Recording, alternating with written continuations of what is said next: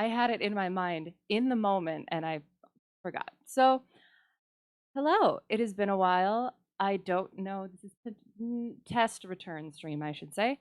I have to make sure I have everything. Yeah, there it is. Um, there. Okay, it's working. So, test return stream.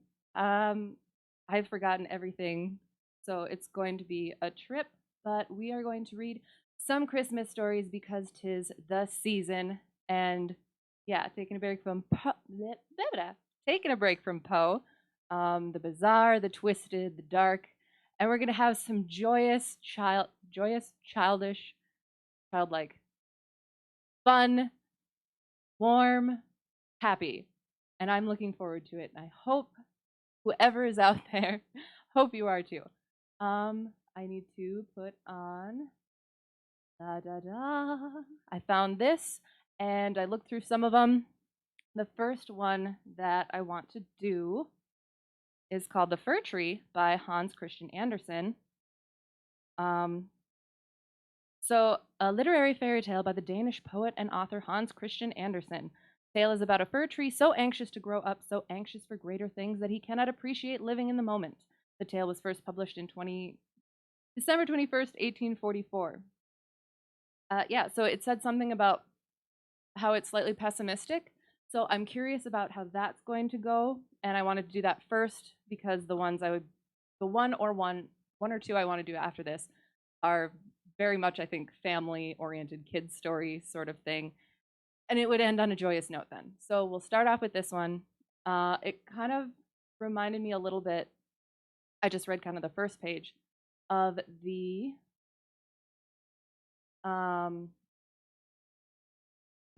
three trees, the tale of three trees, where they wanted to be this, but then they became that, and it was, yeah. So we'll see. Here it is, The Fir Tree by Hans Christian Andersen, if everything is going well. All right. Stop. Okay. The Fir Tree. Far down in the forest, where the warm sun and the fresh air made a sweet resting place, grew a pretty little fir tree, and yet it was not happy. It wished so much to be tall like its companions, the pines and firs which grew around it. The sun shone and the soft air fluttered its leaves, and the little peasant children passed by prattling merrily, but the fir tree heeded them not. Sometimes the children would bring a large basket of raspberries or strawberries wreathed on a straw and seat themselves near the fir tree and say, "Is it not a pretty little tree?" which made it feel more unhappy than before. And yet all this while the tree grew a notch or joint taller every year, for by the number of joints in the stem of a fir tree we can discover its age. Still, as it grew, it complained, "Oh, how I wish I were as tall as the other trees. Then I would spread out my branches on every side, and my top would overlook the wide world. I should have the birds building their nests on my boughs, and when the wind blew, I should bow with stately dignity like my tall companions." The tree was so discontented that it took no pleasure in the warm sunshine, the birds, or the rosy clouds that floated over it morning and evening.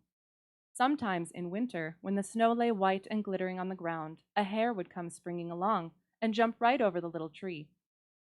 Sorry. And then how mortified it would feel. 2 winters passed, and when the third arrived, the tree had grown so tall that the hare was obliged to run round it. Yet it remained unsatisfied, and would exclaim, "Oh, if I could but keep on growing tall and old! There is nothing else worth caring for in the world."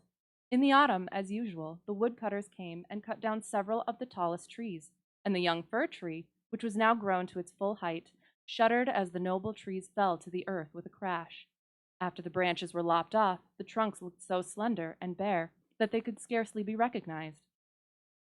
Then they were placed upon wagons and drawn by horses out of the forest. Where were they going? What would become of them? The young fir tree wished very much to know. So in the spring, when the swallows and the storks came, it asked, "Do you know where those trees were taken? Did you meet them?" The swallows knew nothing, but the stork, after a little reflection, nodded his head and said, "Yes, I think I do. I met several new ships when I flew from Egypt, and they had fine masts that smelt like fir. I think these must have been the trees. I assure you they were stately, very stately. Oh, how I wish I were tall enough to go on the sea," said the fir tree. "What is the sea, and what does it look like?" "It would take too much time to explain," said the stork, flying quickly away.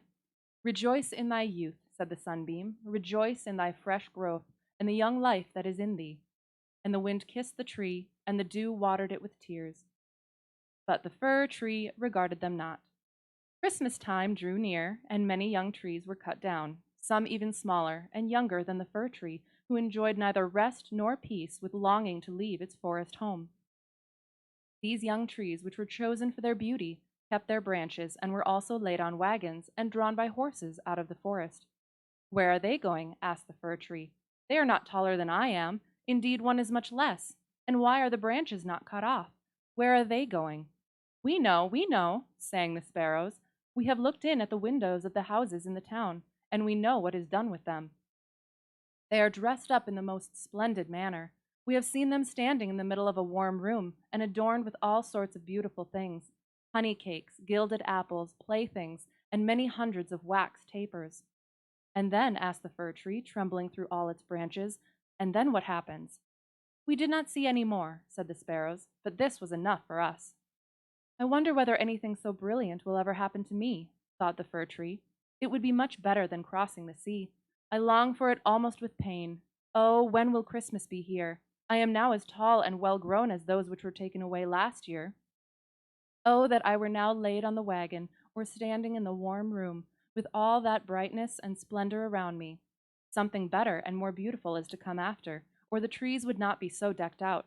Yes, what follows will be grander and more splendid. What can it be? I am weary with longing. I scarcely know how I feel." "Rejoice with us," said the air and the sunlight. "Enjoy thine own bright life in the fresh air." But the tree would not rejoice, though it grew taller every day, and winter and summer its dark green foliage might be seen in the forest, while passers-by would say, "What a beautiful tree."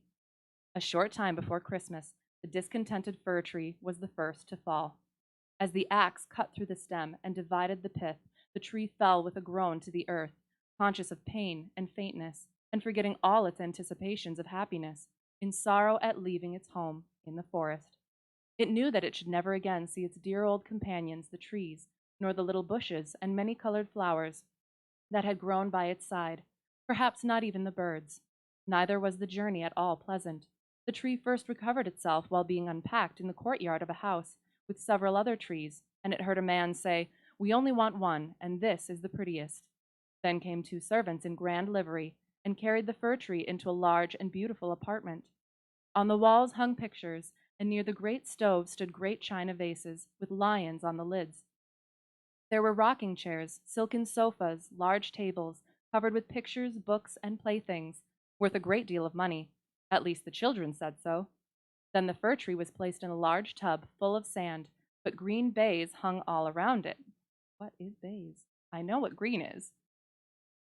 Eh. Oh no. How fitting. Oops. Oh no. Yes, green is now green. Baize, a coarse, typically green woolen material resembling felt used for covering billiard and card tables. Okay, interesting. Can I undo that? Okay, we're just gonna leave it. But green, baize, hung all around it so that no one could see it was a tub, and it stood on a very handsome carpet. How the fir tree trembled. What was going to happen to him now? Some young ladies came, and the servants helped them to adorn the tree.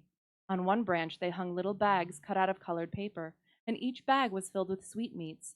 From other branches hung gilded apples and walnuts, as if they had grown there, and above and all round were hundreds of red, blue, and white tapers, which were fastened on the branches. Dolls, exactly like real babies, were placed under the green leaves. The tree had never seen such things before, and at the very top was fastened a glittering star made of tinsel. Oh, it was very beautiful. This evening, they all exclaimed, how bright it will be. Oh, that the evening were come, thought the tree, and the tapers lighted. Then I shall know what else is going to happen. Will the trees of the forest come to see me? I wonder if the sparrows will peep in at the windows as they fly. Shall I grow faster here and keep on all these ornaments summer and winter? But guessing was of very little use. It made his bark ache, and this pain is as bad for a slender fir tree as headache is for us. At last the tapers were lighted, and then what a glistening blaze of light the tree presented. It trembled so with joy in all its branches that one of the candles fell among the green leaves and burnt some of them. Help! Help! Exclaimed the young ladies, but there was no danger, for they quickly extinguished the fire. After this, the tree tried not to tremble at all, though the fire frightened him. He was so anxious not to hurt any of the beautiful ornaments, even while their brilliancy dazzled him. And now the folding doors were thrown open, and a troop of children rushed in as if they intended to upset the tree. They were followed more silently by their elders. For a moment the little ones stood silent with astonishment, and then they shouted for joy till the room rang, and they danced merrily round the tree, while one present after another was taken from it. What are they doing? What will happen next? Thought the fir. At last the candles burnt down to the branches and were put out. Then the children received permission to plunder the tree. Oh, how they rushed upon it till the branches cracked, and had it not been fastened with a glistening star to the ceiling, it must have been thrown down. The children then danced about with their pretty toys, and no one noticed the tree, except the children's maid, who came and peeped among the branches to see if an apple or a fig had been forgotten. A story, cried the children, pulling a little fat man towards the tree. Now we shall be in the green shade, said the man, as he seated himself under it, and the tree will have the pleasure of hearing also. But I shall only relate one story. What shall it be? Ivide Avede? Ivide Avede? Or Humpty Dumpty, who fell down the stairs, but soon got up again, and at last married a princess. I don't remember that one. Ivide Avede, cried some. Humpty Dumpty, cried others. I want to see if I can quick translate this so I know what's going on. Apparently nothing. I'll have to look it up later. Ivide Avede, cried some. Humpty Dumpty, cried others. And there was a fine shouting and crying out. But the fir tree remained quite still and thought to himself, shall I have anything to do with all this? But he had already amused them as much as they wished. Then the old man told them the story of Humpty Dumpty, how he fell downstairs and was raised up again and married a princess. And the children clapped their hands and cried, tell another, for they wanted to hear the story of Ivide Avede. But they only had Humpty Dumpty. After this the fir tree became quite silent and thoughtful. Never had the birds in the forest told such tales as Humpty Dumpty, who fell downstairs and yet married a princess. Ah, yes, so it happens in the world, thought the fir tree. He believed it all, because it was related by such a nice man. Ah, well, he thought, who knows? Perhaps I may fall down too and marry a princess. And he looked forward joyfully to the next evening, expecting to be again decked out with lights and playthings, gold and fruit. Tomorrow I will not tremble, thought he. I will enjoy all my splendor, and I shall hear the story of Humpty Dumpty again, and perhaps I vide vide. And the tree remained quiet and thoughtful all night. In the morning the servants and the housemaid came in. Now, thought the fir, all my splendor is going to begin again. But they dragged him out of the room and upstairs to the garret and threw him on the floor, in a dark corner where no daylight shone, and there they left him. What does this mean? Thought the tree. What am I to do here? I can hear nothing in a place like this. And he had time enough to think, for days and nights passed, and no one came near him. And when at last somebody did come, it was only to put away large boxes in a corner. So the tree was completely hidden from sight, as if it had never existed. It is winter now, thought the tree. The ground is hard and covered with snow, so that people cannot plant me. I shall be sheltered here, I dare say, until spring comes. How thoughtful and kind everybody is to me. Still, I wish this place were not so dark, as well as lonely, with not even a little hare to look at. How pleasant it was out in the forest while the snow lay on the ground, when the hare would run by, yes, and jump over me too, although I did not like it then. Oh, it is terrible, terrible lonely here. Squeak, squeak, said a little mouse, creeping cautiously towards the tree. Then came another, and they both sniffed at the fir tree and crept between the branches. Oh, it is very cold, said the little mouse, or else we should be so comfortable here, shouldn't we, you old fir tree? I am not old, said the fir tree. There are many who are older than I am. Where do you come from, and what do you know? Where do you come from, Cotton Eye Joe? Asked the mice, who were full of curiosity. Have you seen the most beautiful places in the world, and can you tell us all about them? And have you been in the storeroom where cheeses lie on the shelf and hams hang from the ceiling? One can run about on tallow candles there and go in thin and come out fat. I know nothing of that place, said the fir tree, but I know the wood where the sun shines and the birds sing. And then the tree told the little mice all about its youth.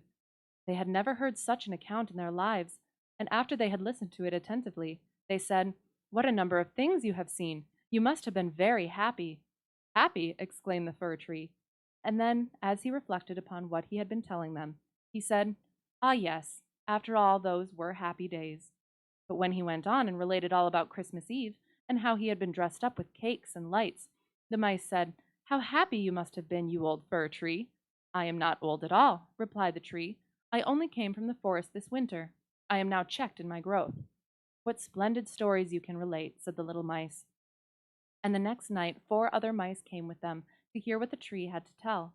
The more he talked, the more he remembered. And then he thought to himself, Those were happy days, but they may come again. Humpty Dumpty fell downstairs, and yet he married the princess. Perhaps I may marry a princess too. And the fir tree thought of the pretty little birch tree that grew in the forest, which was to him a real beautiful princess. Who is Humpty Dumpty? Asked the little mice. And then the tree related the whole story. He could remember every single word, and the little mice were so delighted with it that they were ready to jump to the top of the tree. The next night a great many more mice made their appearance, and on Sunday 2 rats came with them. But they said it was not a pretty story at all, and the little mice were very sorry, for it made them also think less of it. Do you know only one story? Asked the rats. Only one, replied the fir tree. I heard it on the happiest evening of my life, but I did not know I was so happy at the time. We think it is a very miserable story, said the rats. Don't you know any story about bacon or tallow in the storeroom? No, replied the tree. Many thanks to you, then, replied the rats, and they marched off. The little mice also kept away after this, and the tree sighed and said, It was very pleasant when the merry little mice sat round me and listened while I talked. Now that is all past too. However, I shall consider myself happy when someone comes to take me out of this place. But would this ever happen?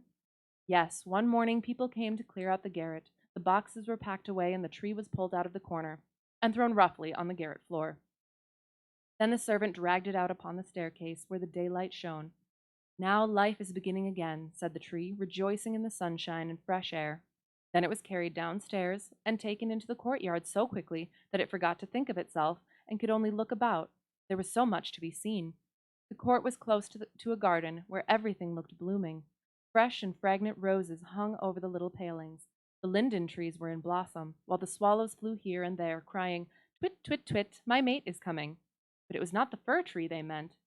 "Now I shall live," cried the tree, joyfully spreading out its branches. But alas, they were all withered and yellow, and it lay in a corner amongst weeds and nettles. The star of gold paper still stuck in the top of the tree and glittered in the sunshine. In the same courtyard, two of the merry children were playing who had danced round the tree at Christmas and had been so happy. The youngest saw the gilded star and ran and pulled it off the tree. "Look what is sticking to the ugly old fir tree," said the child, treading on the branches till they crackled under his boots. And the tree saw all the fresh, bright flowers in the garden, and then looked at itself, and wished it had remained in the dark corner of the garret.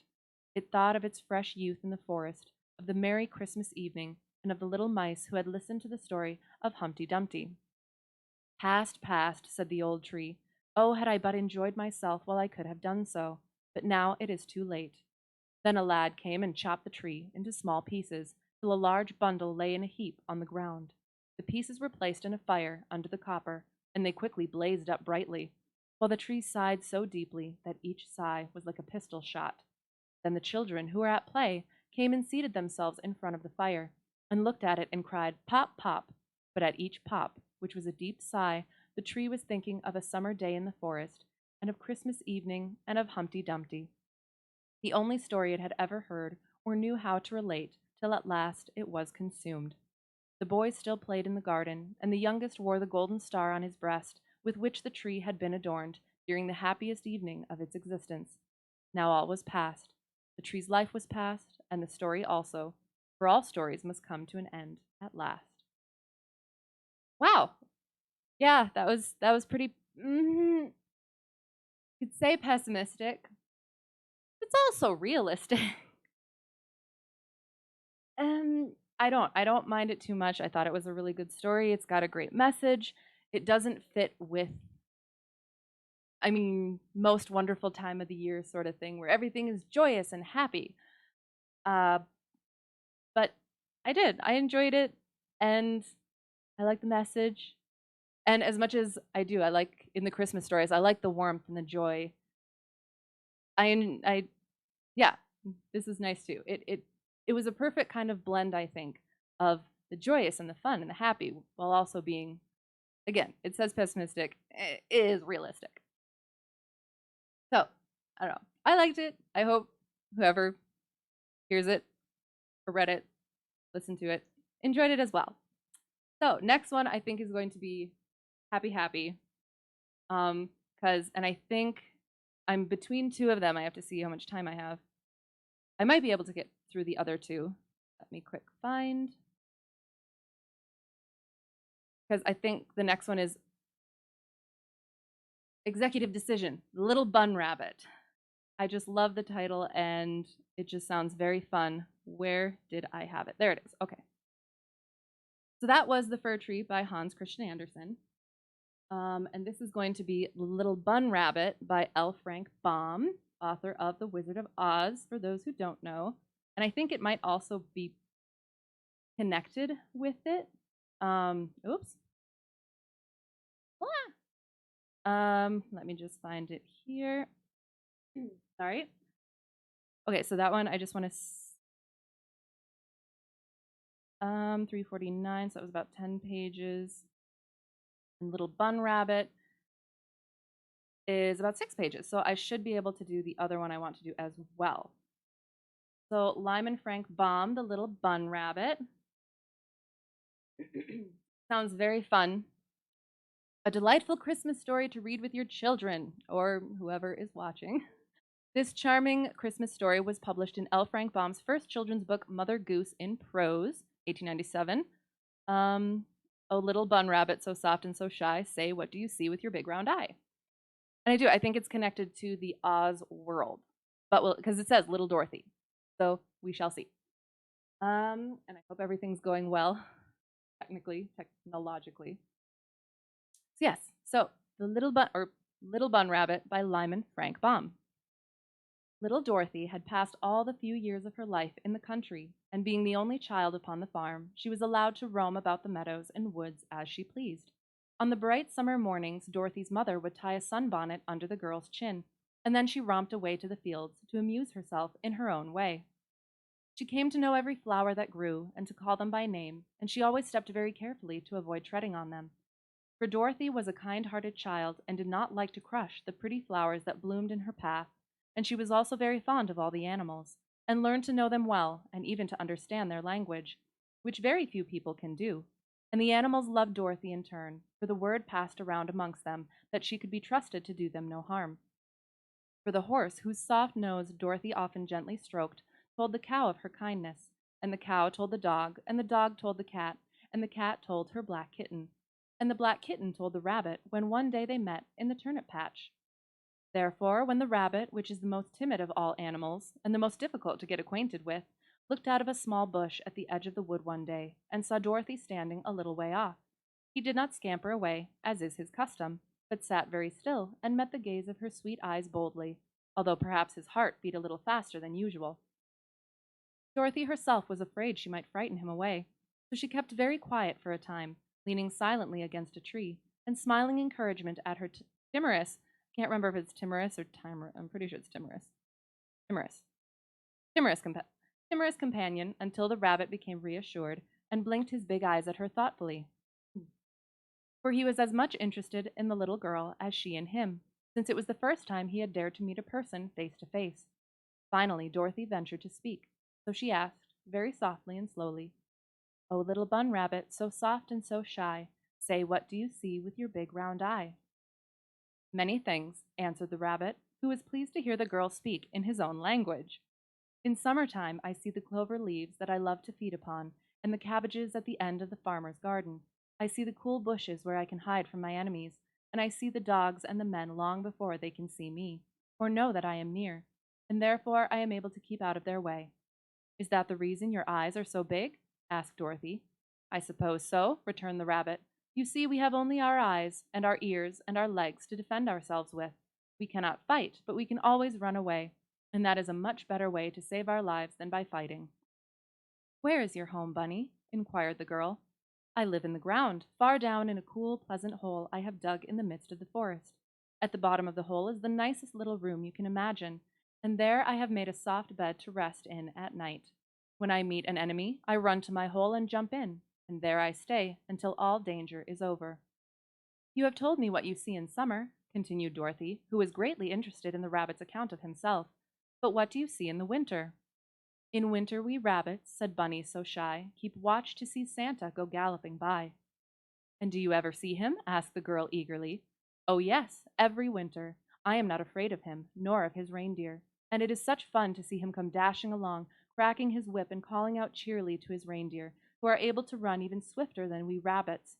And Santa Claus, when he sees me, always gives me a nod and a smile, and then I look after him and his big load of toys, which he is carrying to the children, until he has galloped away out of sight. I like to see the toys, for they are so bright and pretty, and every year there is something new amongst them. Once I visited Santa and saw him make the toys." "Oh, tell me about it," pleaded Dorothy. "It was one morning after Christmas," said the rabbit, who seemed to enjoy talking now that he had overcome his fear of Dorothy. And I was sitting by the roadside when Santa Claus came riding back in his empty sleigh. He does not come home quite so fast as he goes, and when he saw me, he stopped for a word. "You look very pretty this morning, Bun Rabbit," he said in his jolly way. "I think the babies would love to have you to play with." "I don't doubt it, your honor," I answered, "but they'd soon kill me with handling, even if they did not scare me to death, for babies are very rough with their playthings." "That is true," replied Santa Claus, "and yet you are so soft and pretty, it is a pity the babies can't have you. Still, as they would abuse a live rabbit, I think I shall make them some toy rabbits, which they cannot hurt. So if you will jump into my sleigh with me and ride home to my castle for a few days, I'll see if I can't make some toy rabbits just like you." Of course I consented, for we all like to please old Santa, and a minute later I had jumped into the sleigh beside him, and we were dashing away at full speed toward his castle. I enjoyed the ride very much, but I enjoyed the castle far more, for it was one of the loveliest places you could imagine. It stood on the top of a high mountain and is built of gold and silver bricks, and the windows are pure diamond crystals. The rooms are big and high, and there is a soft carpet upon every floor, and many strange things scattered around to amuse one. Santa Claus lives there all alone, except for old Mother Hubbard, who cooks the meals for him, and her cupboard is never bare now, I can promise you. At the top of the castle there is one big room, and that is Santa's workshop, where he makes the toys. On one side is his workbench with plenty of saws and hammers and jackknives, and on another side is the paint bench with paints of every color and brushes of every size and shape. And in other places are great shelves where the toys are put to dry and keep new and bright until Christmas comes and it is time to load them all into his sleigh. After Mother Hubbard had given me a good dinner, and I had eaten some of the most delicious clover I have ever tasted, Santa took me up into his workroom and sat me upon the table. If I can only make rabbits half as nice as you are, he said, the little ones will be delighted. Then he lit a big pipe and began to smoke, and soon he took a roll of soft fur from a shelf in a corner and commenced to cut it out in the shape of a rabbit. He smoked and whistled all the time he was working, and he talked to me in such a jolly way that I sat perfectly still and allowed him to measure my ears and my legs so that he could cut the fur into the proper form. Why, I've got your nose too long, Bunny, he said once, and so he snipped a little off the fur he was cutting, so that the toy rabbit's nose should be like mine. And again he said, good gracious, the ears are too short entirely. So he had to get a needle and thread and sew on more fur to the ears, so that they might be the right size. But after a time it was all finished, and then he stuffed the fur full of sawdust and sewed it up neatly, after which he put in some glass eyes that made the toy rabbit look wonderfully lifelike. When it was all done, he put it on the table beside me, and at first I didn't know whether I was the live rabbit or the toy rabbit. We were so much alike. It's a very good job, said Santa, nodding his head at us pleasantly. And I shall have to make a lot of these rabbits, for the little children are sure to be greatly pleased with them. So he immediately began to make another, and this time he cut the fur just the right size, so that it was even better than the first rabbit. I must put a squeak in it, said Santa. So he took a box of squeaks from a shelf and put one into the rabbit before he sewed it up. When it was all finished, he pressed the toy rabbit with his thumb, and it squeaked so naturally that I jumped off the table, fearing at first the new rabbit was alive. Old Santa laughed merrily at this, and I soon recovered from my fright and was pleased to think the babies were to have such pretty playthings. After this, said Santa Claus, I can make rabbits without having you for a pattern, but if you like, you may stay a few days longer in my castle and amuse yourself. I thanked him and decided to stay. So for several days I watched him making all kinds of toys, and I wondered to see how quickly he made them and how many new things he invented. I almost wish I was a child, I said to him one day, for then I too could have playthings. Ah, you can run about all day, in summer and in winter, and enjoy yourself in your own way, said Santa, but the poor little children are obliged to stay in the house in the winter and on rainy days in the summer, and then they must have toys to amuse them and keep them contented. I knew this was true, so I only said admiringly, you must be the quickest and the best workman in all the world, Santa. I suppose I am, he answered, but then, you see, I have been making toys for hundreds of years, and I make so many it is no wonder I am skillful. And now, if you are ready to go home, I'll hitch up the reindeer and take you back again. Oh, no, said I prefer to run by myself, for I can easily find the way, and I want to see the country. If that is the case, replied Santa, I must give you a magic collar to wear, so that you will come to no harm. So, after Mother Hubbard had given me a good meal of turnips and sliced cabbage, Santa Claus put the magic collar around my neck, and I started for home. I took my time on the journey, for I knew nothing could harm me, and I saw a good many strange sights before I got back to this place again. But what became of the magic collar? Asked Dorothy, who had listened with breathless interest to the rabbit's story. After I got home, replied the rabbit, the collar disappeared from around my neck, and I knew Santa had called it back to himself again. He did not give it to me, you see. He merely let me take it on my journey to protect me. The next Christmas, when I watched by the roadside to see Santa, I was pleased to notice a great many of the toy rabbits sticking out of the loaded sleigh. The babies must have liked them too, for every year since I have seen them amongst the toys. Santa never forgets me, and every time he passes he calls out in his jolly voice, a Merry Christmas to you, Bun Rabbit. The babies still love you dearly. The rabbit paused, and Dorothy was just about to ask another question when Bunny raised his head and seemed to hear something coming. What is it? Inquired the girl. It's the farmer's big shepherd dog, answered the rabbit, and I must be going before he sees me, or I shall have to run for my life. So goodbye, Dorothy. I hope we shall meet again, and then I will gladly tell you more of my adventures. The next instant he had sprung into the wood, and all that Dorothy could see of him was a gray streak darting in and out amongst the trees. Huh. Wasn't what I expected. I quite enjoyed it though. That was cute. Yeah, it is. Kid's story. It's still very cute.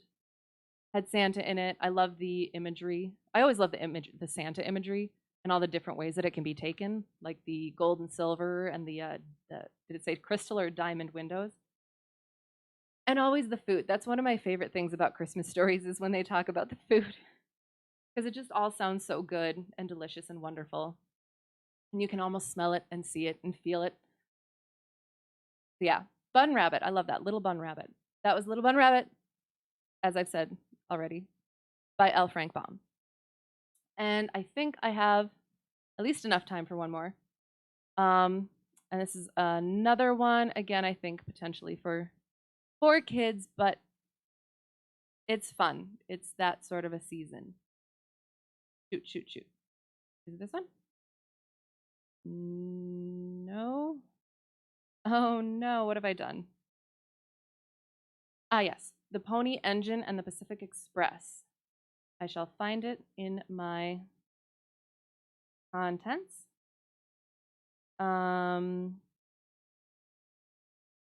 Is this guy, I think. But it is. I think that's what it said for him. Oops. There it is. Perfect. Yes, so The Pony Engine and the Pacific Express by William Dean Howells. And I thought I had it up where I could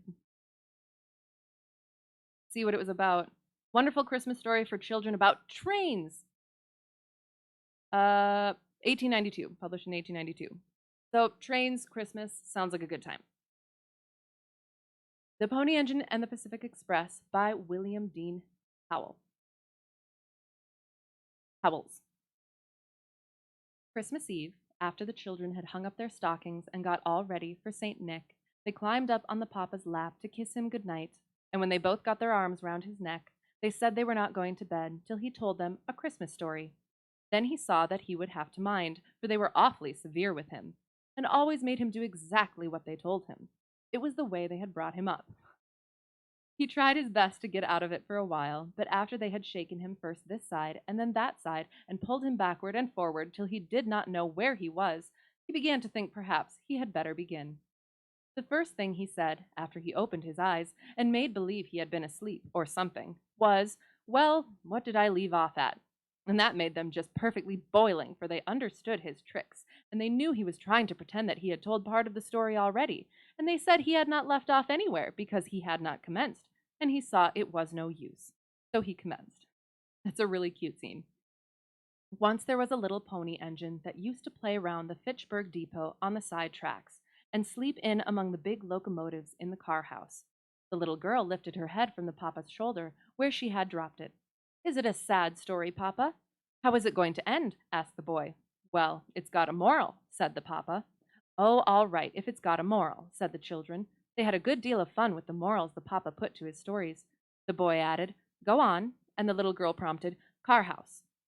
The papa said, "Now every time you stop me I shall have to begin all over again." But he saw that this was not going to spite them any, so he went on.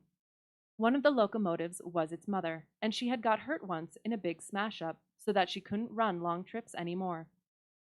She was so weak in the chest you could hear her wheeze as far as you could see her, but she could work round the depot and pull empty cars in and out and shunt them off on the side tracks, and she was so anxious to be useful that all the other engines respected her, and they were very kind to the little pony engine on her account, though it was always getting in the way and under their wheels and everything.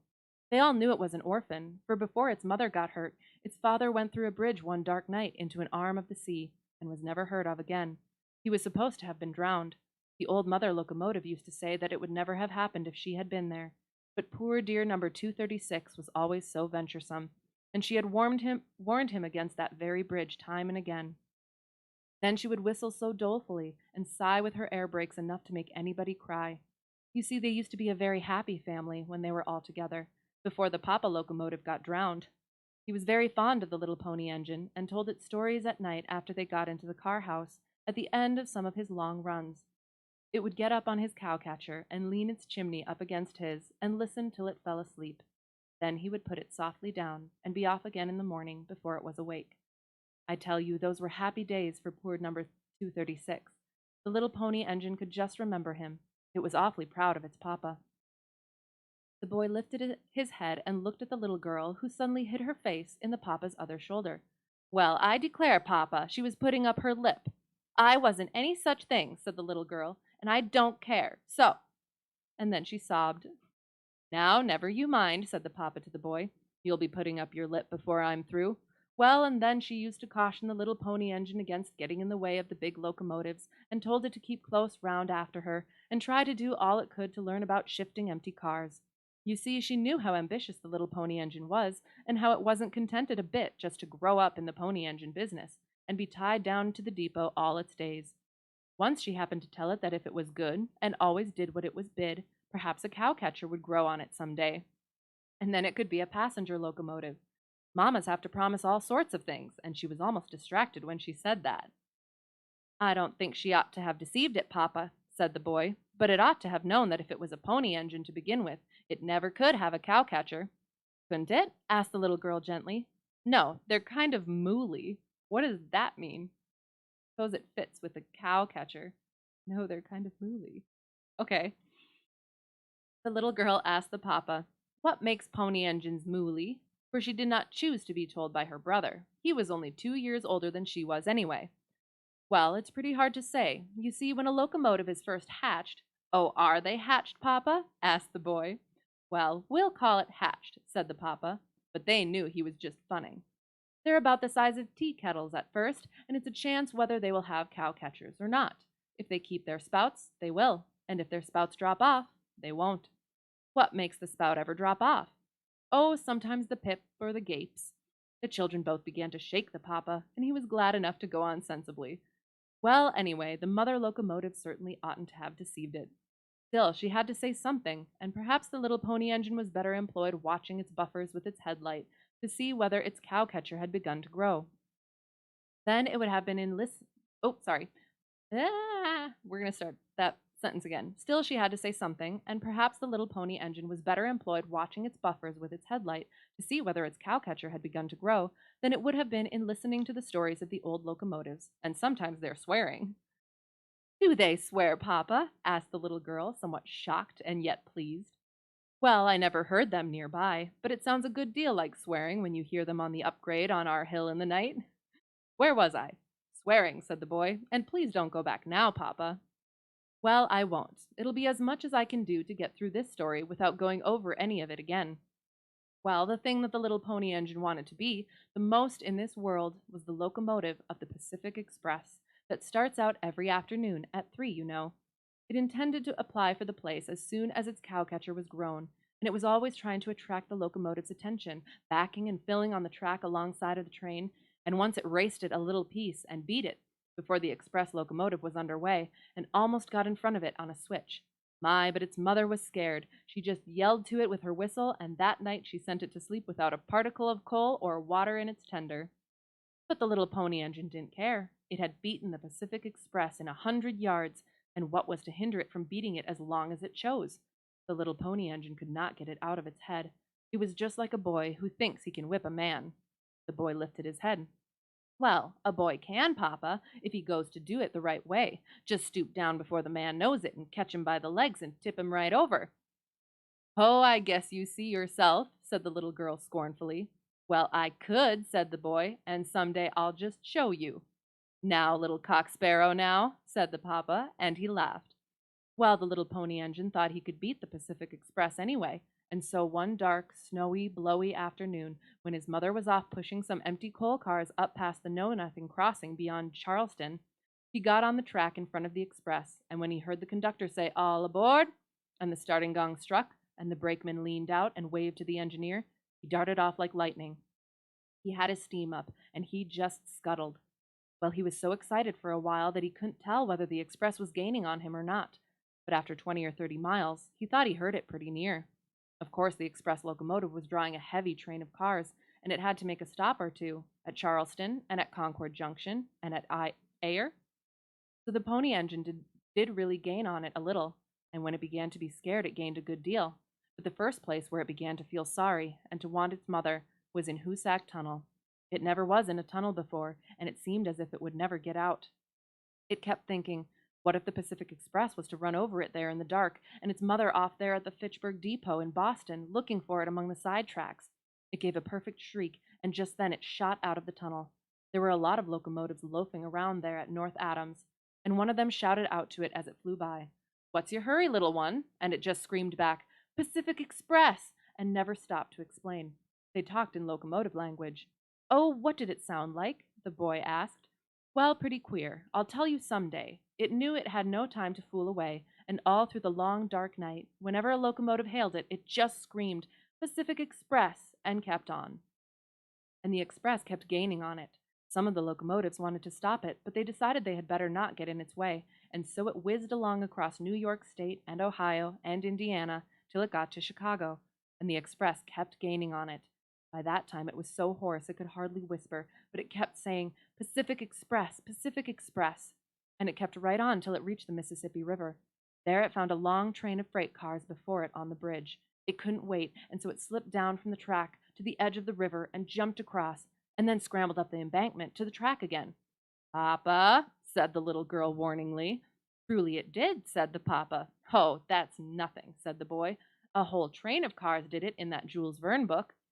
"Well," the papa went on, "after that it had a little rest, for the express had to wait for the freight train to get off the bridge, and the pony engine stopped at the first station for a drink of water and a mouthful of coal, and then it flew ahead. There was a kind old locomotive at Omaha that tried to find out where it belonged and what its mother's name was, but the pony engine was so bewildered it couldn't tell, and the express kept gaining on it. On the plains it was chased by a pack of prairie wolves, but it left them far behind, and the antelopes were scared half to death. The worst of it was when the nightmare got after it." "The nightmare? Goodness!" said the boy. "I've had the nightmare," said the little girl. "Oh, yes, a mere human nightmare," said the papa. "But a locomotive nightmare is a very different thing." "Why, what's it like?" asked the boy. The little girl was almost afraid to ask. "Well, it has only one leg to begin with." "Pshaw! Wheel, I mean, and has four cow catchers and four headlights and two boilers and eight whistles, and it just goes whirling and screeching along. Of course, it wobbles awfully, and as it's only got one wheel, it has to keep skipping from one track to the other." "I should think it would run on the cross ties," said the boy. "Oh, very well then," said the papa. "If you know so much more about it than I do, who's telling this story anyway? Now I shall have to go back to the beginning. Once there was a little pony, and they both put their hands over his mouth and just fairly begged him to go on, and at last he did. Well, it got away from the nightmare about morning, but not till the nightmare had bitten a large piece out of its tender, and then it braced up for the home stretch. It thought that if it could once beat the express to the Sierras, it could keep the start the rest of the way, for it could get over the mountains quicker than the express could, and it might be in San Francisco before the express got to Sacramento. The express kept gaining on it, but it just zipped along the upper edge of Kansas and the lower edge of Nebraska and on through Colorado and Utah and Nevada. And when it got to the Sierras, it just stooped a little and went over them like a goat. It did, truly, just doubled up its four wheels under it and jumped. And the express kept gaining on it. By this time, it couldn't say Pacific Express anymore, and it didn't try. It just said, "Express, Express," and then press, press, and then S, S, and pretty soon only S, S, and the express kept gaining on it. Before they reached San Francisco, the express locomotive's cowcatcher was almost touching the pony engine's tender. It gave one howl of anguish as it felt the express locomotive's hot breath on the place where the nightmare had bitten the piece out, and tore through the end of the San Francisco depot and plunged into the Pacific Ocean and was never seen again.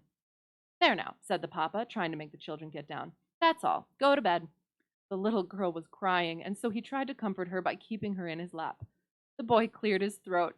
"What is the moral, papa?" he asked huskily. "Children, obey your parents," said the papa. "And what became of the mother locomotive?" pursued the boy.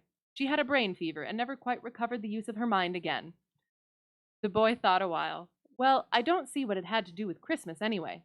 Why, it was Christmas Eve when the pony engine started from Boston, and Christmas afternoon when it reached San Francisco. Oh, said the boy, no locomotive could get across the continent in a day and a night, let alone a little pony engine.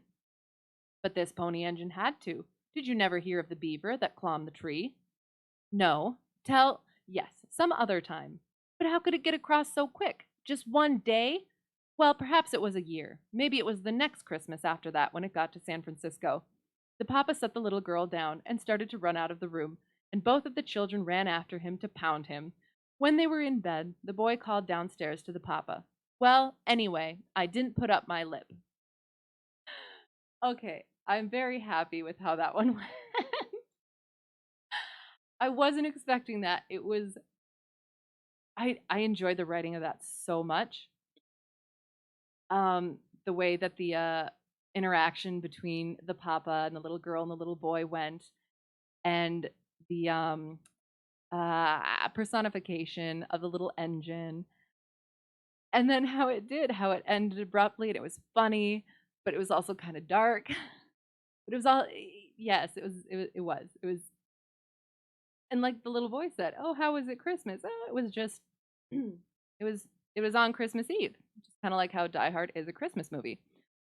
So, yeah, I did. That was, I do. I think that was a good one to end on because it just it melded all of my interests, I guess, at least when it comes to literature. That was, let me make sure I get the title properly. The Pony Engine and the Pacific Express, I think is what it is. If I can find it. Yeah, the interaction and the insertion of the interruptions of the kids, it felt so well done and added to the story, and the voice was there, and it was very cute. So The Pony Engine and the Pacific Express by William Dean Howells, I believe it was. Let me just make sure so I don't mess anything. Hang on. So I don't mess anything up. Yes. Pony Engine and the Pacific Express by William Dean Howells. So that was fun. I'm glad that I got to do it, and I'm glad that I did those. I think I'll be able to figure out how much time it's going to take to do a certain amount of pages. And then there's some other longer ones that I'll probably just do in one sitting. And yeah, so hopefully this was test return. I think it went well. It all kind of depends on what else is going on for me. But yeah, I'm looking forward to more. I really enjoyed those three. The Fir Tree by Hans Christian Andersen, Little Bun Rabbit by L. Frank Baum, and The Pony Engine and the Pacific Express by William Dean Howells. Very good, very fun.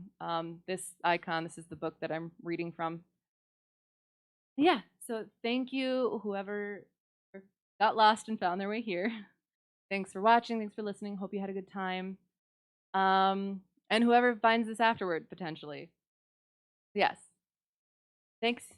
Have a good whatever it's going to be for you, and hopefully see you soon/next time. So thanks and bye. I don't have my thing. Again, I haven't done this in a while, so I don't have everything queued up. Okay. Okay, thanks. Bye.